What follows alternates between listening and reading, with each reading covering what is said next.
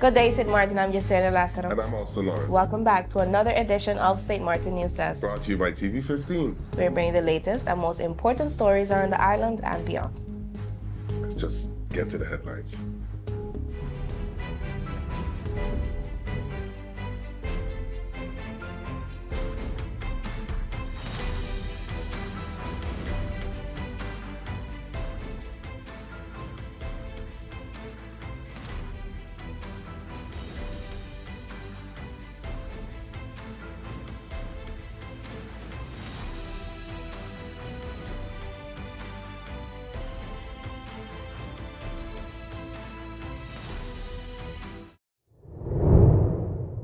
Appeal Court confirms conviction of former MP. The Court of Appeal has upheld the conviction of former Member of Parliament A for election fraud offenses linked to the 2024 elections. The court confirmed that AA knowingly engaged in vote buying, noting that such crimes typically merit prison time.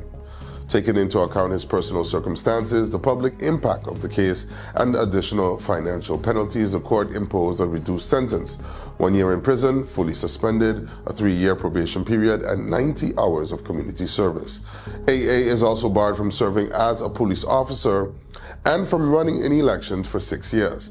The court stressed that honesty in judicial proceedings and integrity in public service are essential to public trust. Convictions for co-defendants F and M were also confirmed, with M receiving a fully suspended 6-month prison term, 3 years probation, and 90 hours of community service. In a related forfeiture ruling, the court ordered AA to repay 75,372 guilders in salary, finding he gained unlawful financial benefit by taking office after falsely swearing he had not promised anything for votes. Failure to pay could result in 1 year of replacement detention. Mr. Arrindell commends young historians' research efforts. Minister Plenipotentiary Arrindell met with young St. Martin historian Jean-Marc Auguste during his recent research visit to the Netherlands. Auguste has been conducting extensive historical research at Leiden University, supported by the Dutch Ministry of Education, Culture and Science, and additional sponsorship from the Plant family. During his visit, he accessed materials at the National Archives and the University of Amsterdam, studying rare maps and documents related to St. Martin. His growing role in preserving the island's history was highlighted earlier this year when he led a plantation tour attended by ministers, parliamentarians, and the governor. Auguste presented the minister with a 70-page summary of his ongoing research, now exceeding 200 pages.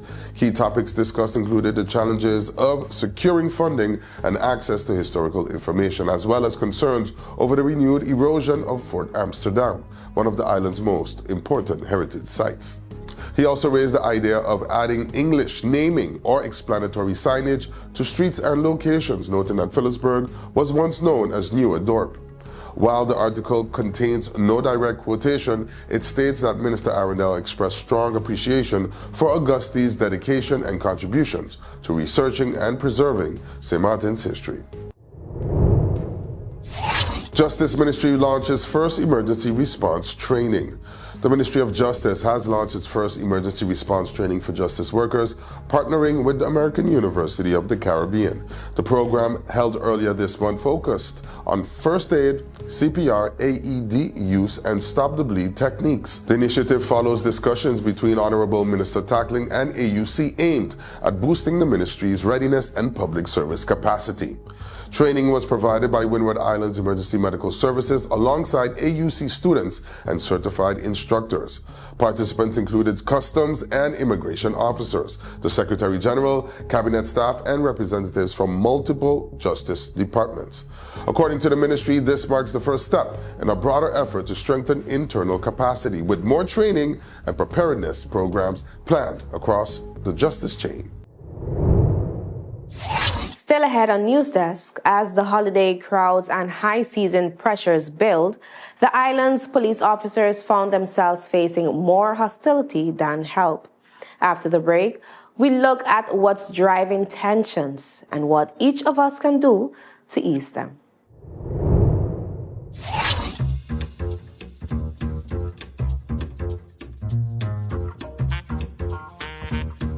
is I, your entertainer.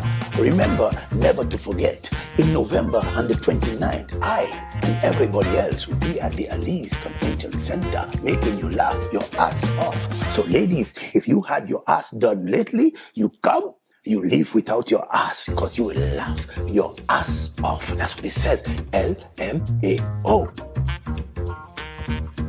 Don't forget, folks, don't forget to remember, the 29th of November, I'll be there at Lee's Convention Center. See, I rhyming again, I did it again. God damn it.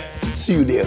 So it is I, Ricky the Fox. I'll be there. And trust me, you could get your tickets right now for sexy dollars. Did I say sexy or 60? Same difference, same $60. Make sure your face is in the place. I'll be there. You be there.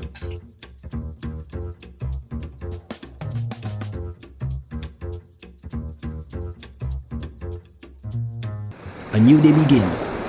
The sun rises over St. Martin, bringing new energy, new possibilities.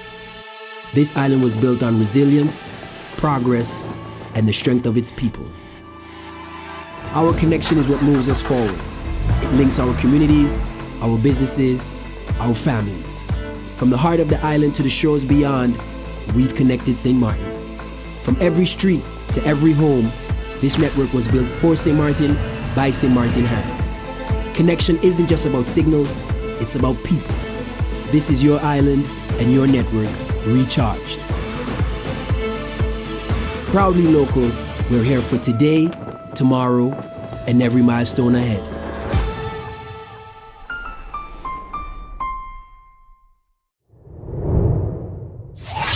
Hey there, it's Busy with a Sunshine Report, straight out of Sunshine City, St. Martin, bringing you the warmth and the sunshine you need to kickstart your day. So let's dive into today's forecast and see how the skies are treating us.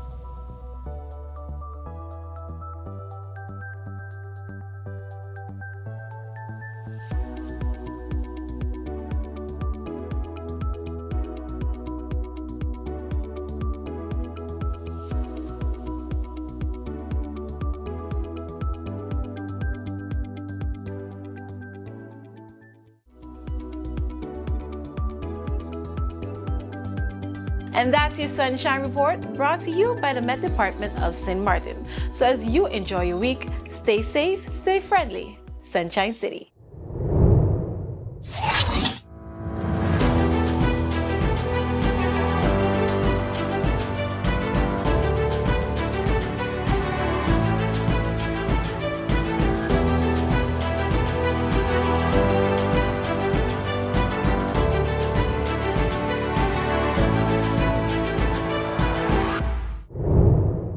Central Bank of Curacao and St. Martin announces a new $30.3 million government bond issue.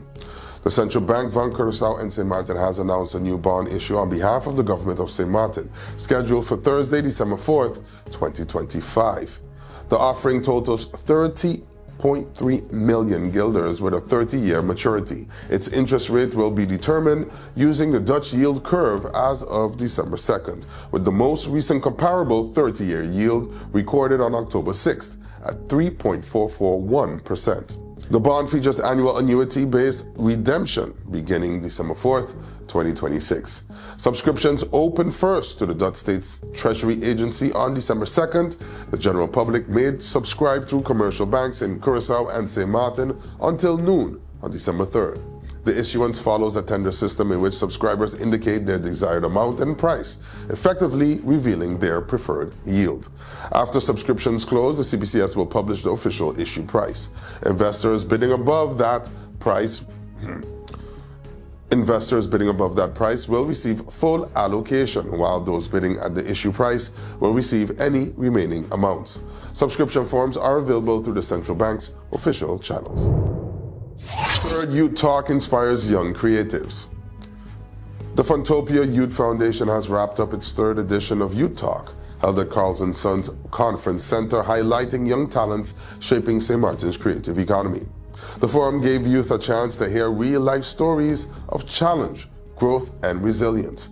This edition featured longtime member and youth leader Sandrine Sasa Jerome, who shared how she overcame social anxiety and found confidence through performance art and leadership within the foundation.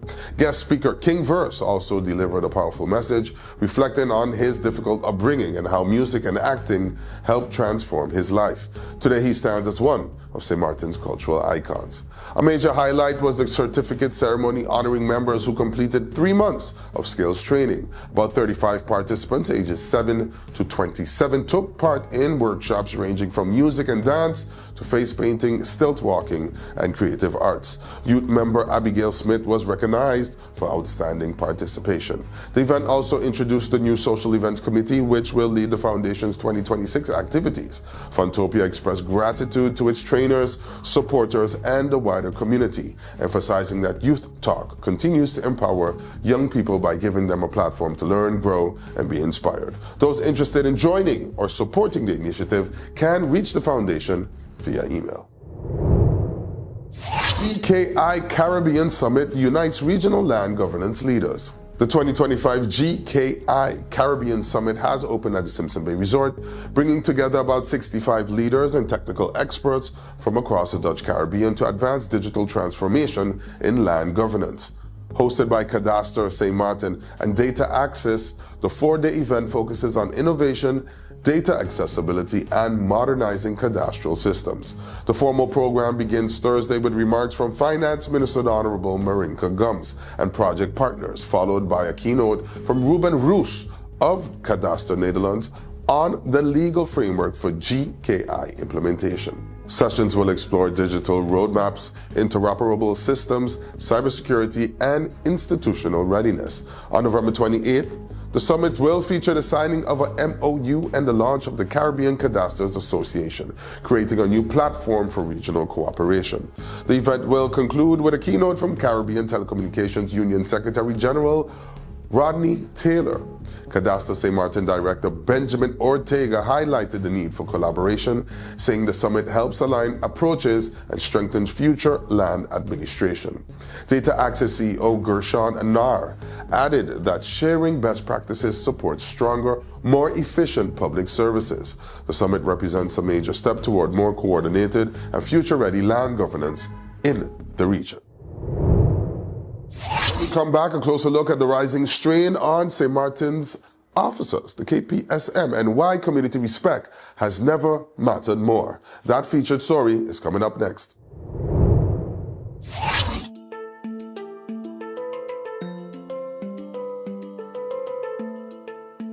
You know, we all talk about having rights. And yeah, we do. We have the right to be safe, the right to learn and get an education, the right to speak up and be heard, the right to dream big and build our future. But listen, rights don't stand alone. We also have responsibilities. Real talk, if we want respect, we gotta give respect too.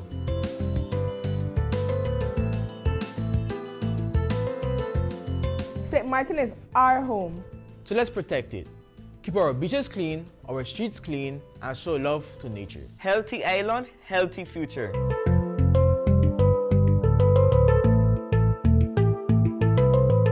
Our parents and guardians do a lot for us. Let's show respect, talk to them, and listen, even when it's hard.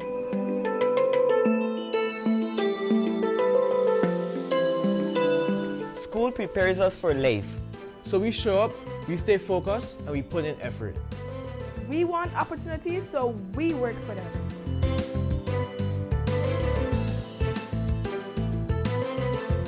We are part of this community, every village, every culture, every neighborhood.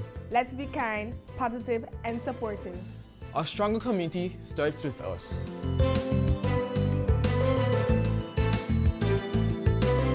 And most importantly, We are responsible for ourselves. We make healthy choices for our mind and body. We believe in our goals and our voice and our future. Our rights give us power, our responsibilities make us leaders. Together we rise. The Convention of the Rights of the Child isn't just a policy, it's protection and responsibility. When our children learn their rights, they are better prepared to take on their responsibility. This public service announcement is brought to you by the Department of Youth.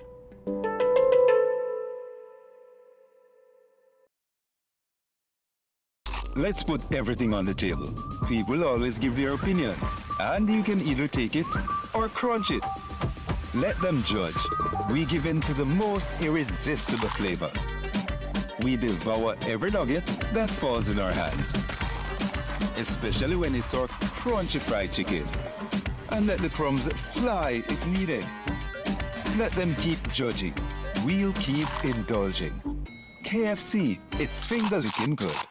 You could talk to your family, talk to your friends. Affordability and convenience. Community connection, that makes sense. Reliability with experience. Hey, for every laugh, every adventure. Number one provider, they got ya. We tell them your data is always on. You can opt out whenever you want. Tell them we always on. For every moment when you want more. Tell them we always on. Stay connected when you want the road. Control my data, yeah, yeah, yeah. Always connected every time, everywhere. Money low, but I never fair. I know, tell them it's there. Connectivity, that's what I like. Flexibility, that's what I like. Reliability, that's what I like. Tell them, sign me up for life. Tell them we always on. For every moment when you want more. Come tell them we always on. Stay connected when you want to go. Come tell them we always on. For every moment when you want more. Tell them we always on. Stay connected when you want to road.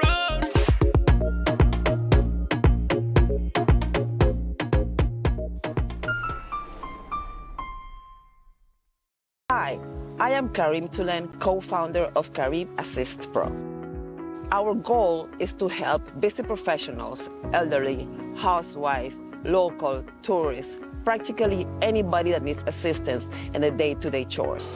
We have different services like groceries, do your shopping, and also run your errands. We can provide transportation services for all members of the family, whether it's you on commute or getting the kids to school. House activities and house services that include pet sitting. All of these let us take off your hands and let us make those reservations so you don't have to stress about having a good time. So you can have less stress and more free time. Through our discretion, we make an impression.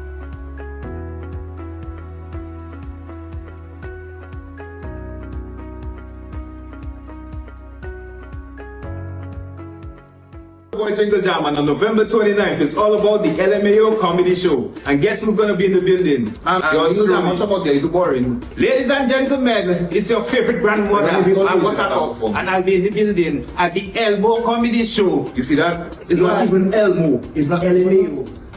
The message is Elmo. What is the LMAO? Laugh Mike, what it stands for? I can't say it, you're right. But you know, see what? Yes, guys, come with your belly empty because Passion Cuisine gonna have good food. They're gonna have good music and entertainment, and you know we're gonna have good laughter with all the comedians are gonna be there. We're talking about Trinidad, we have Haiti, we have St. Martin, and Dominica. All the better come for the flag. Make sure all you come and represent. Make some noise in the place like it's Creole Festival Part 2, but just with laughter. You see? Guys, all you have to do it. So granted, not that I just he was missing that he was missing a substance. That's how people will come to the show now. See you guys in the building on November 29th. LMAO comedy show. Big foot, they want to give you big foot. Whoa, yeah. Big foot, they want to give you big foot. What's that? Big foot, they want to give you big foot. Big foot, they want to give you big foot. What do the rid of them? In the name of Jesus. What do the rid of them?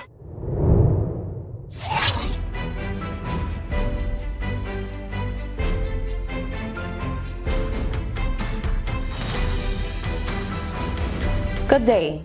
As St. Martin moves into the high season and the holiday rush begins, our police force again finds itself under intensifying pressure. not only from heavier workloads, but also from rising hostility on the streets. A number of incidents over the past months, from stone-throwing attacks to confrontations caught on camera, reignited the conversations about respect, safety, and the fragile relationship between law enforcement and the public. Today, Alston takes a closer look at what officers experienced, why tensions escalated, and what community leaders say must change. St. Martin's police officers were already stretched thin as the island entered the demanding holiday period. The combination of peak tourist arrivals, increased highlight activity, and seasonal crime trends means officers are working longer shifts, handling more calls, and responding to more volatile situations than usual. But what is troubling many within the police force of St. Martin is not just the workload. It's the growing aggression directed at officers themselves. In recent weeks, an incident on the Phillipsburg Boardwalk captured public attention when a patrol responding to reports of a possible fight was met not with cooperation, but confrontation. According to police, a woman approached the patrol vehicle aggressively, struck the officer repeatedly, and escalated what had begun as a routine intervention. Even more concerning was the behavior of bystanders who physically obstructed the officer, preventing him from carrying out lawful duties. That officer was eventually able to regain control of the situation and arrests were made, but internally, the message was clear. The climate around policing has changed. This wasn't the first sign of rising tension. In years past, similar confrontations appeared in different communities where officers responding to investigations sometimes face rock-throwing youth and hostile crowds. And during community disturbances last year, both police officers and Marines suffered injuries while trying to restore order. Although these incidents involved small groups, the impact on morale and community safety was significant. Leaders across government echoed these concerns. Member of Parliament Omar Otley was among those urging young men especially to rethink confrontational behavior. He reminded the community that choosing conflict with police only raises the risk for everyone involved. His message emphasized that frustrations were understandable, but violence was not an acceptable response.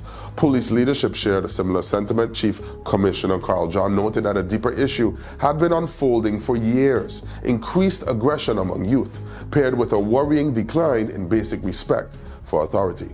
He described officers who continued to go far over the line to serve the community, even as criticism seemed to overshadow their successes, and there were successes. The police maintained strong solvability rates in major crimes, worked actively with community councils, and engaged with youth groups seeking solutions. Residents from Dutch Quarter even showcased solidarity during past disturbances, offering officers tea and sandwiches as they carried out their duties. Still, in this current high season, officers are facing the dual challenge of protecting lives while also navigating unpredictable public reactions. Many are hoping the community would recognize that behind every uniform is a human being carrying extra stress, someone tasked with keeping order during the island's busiest and sometimes most chaotic time of the year. Community leaders are calling for a reset, more communication, more cooperation, and a renewed sense of mutual respect. Because as officers pointed out, public safety only works when both the police and the people are working together. And as the holiday season continues, that partnership may be more important than ever. As St. Martin moves deeper into the festive period, the call for calm, cooperation, and respect remains a simple but powerful one. The message from leaders and law enforcement alike is clear. Keeping our island safe is a shared responsibility. That was our featured story. Thanks for watching. That's all the time we have for today's edition of St. Martin News Desk. Thank you for joining us. Remember, new episodes premiere every weekday morning at 8 o'clock on TV15 and then across our social media platforms. I'm Austin Lawrence. And I'm Jessica Lasseter, wishing you an amazing weekday. See you tomorrow. Stay friendly, St. Martin.